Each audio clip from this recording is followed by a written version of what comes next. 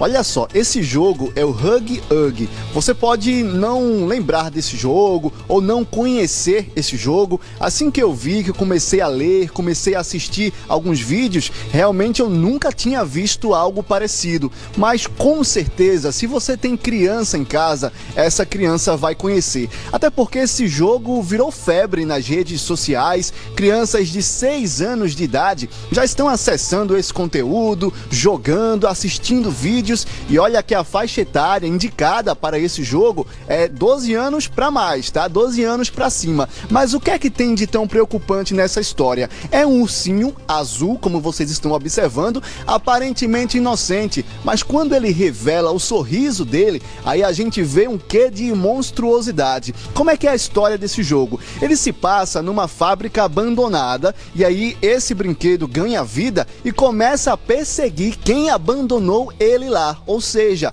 o jogador. Mas como é que ele persegue? Com esse sorriso, com dentes de navalhas, e ele quer abraçar a pessoa até o último suspiro. Esse é o que do jogo mesmo, até o último suspiro. E isso tem preocupado autoridades do mundo todo. Para você ter uma ideia, tá? Virou caso policial nos Estados Unidos e também no Reino Unido, porque diversas crianças começaram a ter perturbação no sono.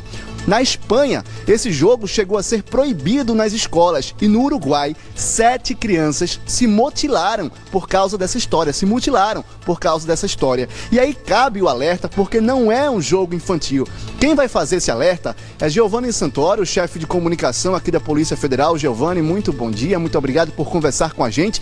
Cabe esse alerta aos pais, né? Porque é um jogo que muitas pessoas podem julgar inocente, mas a criança, a formação de caráter, aquela idade, né, primária, aquilo pode perturbar a criança.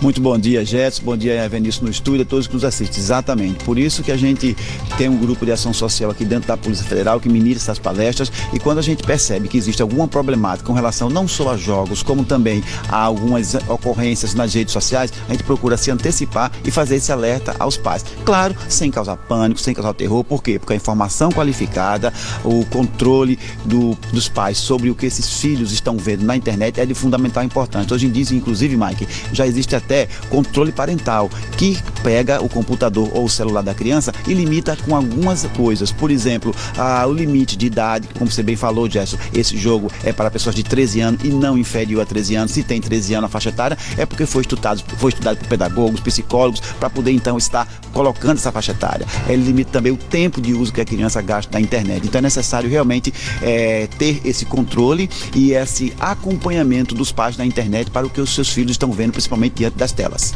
Até porque tudo começou com o jogo, né, Giovanni? Mas já tem vídeo aí nas plataformas de vídeos, vídeos manipulados também. Esse desenho, esse personagem já virou brinquedo, urso de pelúcia, desenho animado. E aí a criança vai consumindo esse conteúdo que não é adequado para a faixa etária dela e vai apresentando comportamentos suspeitos também. Exatamente, esse é outro problema. A criança, ela está em fase de desenvolvimento de suas habilidades, principalmente sociocognitivas, e ela pode ser facilmente influenciável por esses vídeos e por esses jogos. E muitas das vezes o que acontece é que ela passa a não ter mais a percepção de que aquilo realmente é bom ou ruim, e tem aquilo como algo normal, essas violências, né, e esses abraços que levam até o suspiro e tendem a imitar muitas das vezes. Então é esse o problema. Por isso que a observação dos pais nesse comportamento dos filhos é muito importante, porque se eles começarem a desenvolver comportamentos estranhos, como por exemplo medo de dormir em locais escuros, medo de dormir longe de pais após a exposição desse tipo de jogo, é aí onde acende o alerta para os pais.